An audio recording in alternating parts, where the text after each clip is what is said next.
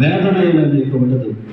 మొదటి సంగతిలో గతించి పోయినని సింహాసనంలో నుండి వచ్చిన గొప్ప స్వరము చెప్పుడు వెంటనే అప్పుడు సింహాసనాసీనుడై ఉన్న ఇదిగో సమస్యలను నూతనమైనవిగా చేర్చున్నానని చెప్పాను.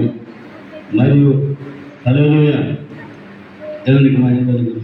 ఈ మాట ఇక 80 సంవత్సరాలు మనకి స్వాతంత్రం వచ్చి అనేక మంది చెప్తున్నారు, నిజమే.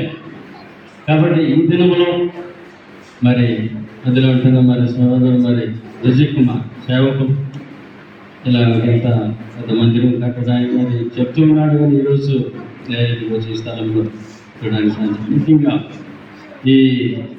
ముఖ్యంగా ఒక మాట ఏమంటే ఇల్లు కట్టచ్చు అంట.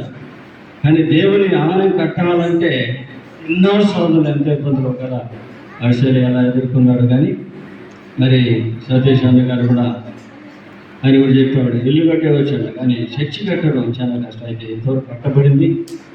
మరి దేవుని ఈ స్థలంలో సేవకులు వచ్చి మనం నిజంగా ప్రార్థనలో ఉన్నామంటే దేవుని కృప. హల్లెలూయా. ఏవో ఇల్లు కట్టేసి దాన్ని కట్టువారు కలిసి వ్యర్థం, ఏవో పట్టణం కాపాడేలా దాన్ని కావులు కాలంతో మేలుకున్నట్టు వ్యర్థమే. కాబట్టి దీనితో ఎంత కన్నీరు కార్చాడో, వేదన పడ్డాడో, చదివి మాట దుఃఖంగా మరణం కానీ ఏది ఉండదు. హల్లెలూయా. ఈ స్వాతంత్ర దినం నుండి దైవ సేవకులైన మనము ఇక్కడ వచ్చాం. కాబట్టి కానాను వాహనానికి ప్రభువును పిలిచినప్పుడు అక్కడ ఉండే కొత్త పిలిచినాడు దేవుడు. హల్లెలూయా. కాబట్టి ఈ మాట ప్రకారం ఇక్కడ సేవకులైన మనం సంఘం మనం ఇక్కడికి వచ్చాం. కాబట్టి ఇక్కడ కొరతలన్నీ కూడా దేవుడు తీర్చినాడు అని విశ్వసిస్తాం. హల్లెలూయా. చనిపోవడం చేసుకున్నాం. సైన్యములు గణపతి దేవ మహాగణుడా, నీకు వేలాది వేల కోటానికి కూడా స్తోత్రాలు తండ్రి.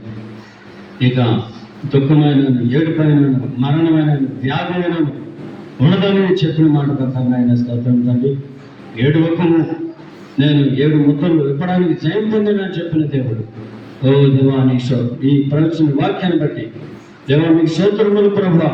ఎన్ని రకాల కష్టంగా లోటులు కొరతలు అన్నీ తీర్చడానికి ఈ యొక్క దినములో 80 లోకంలో ఇండియాకి స్వాతంత్రం దాదాపు 80 ఏళ్ళు ఆయన అయింది. కాబట్టి ఆయన స్తోత్రం. మనిషికి అధిక బలం ఉంటే 80 ఏళ్ళు తక్కువ 70 అన్నట్టుగా.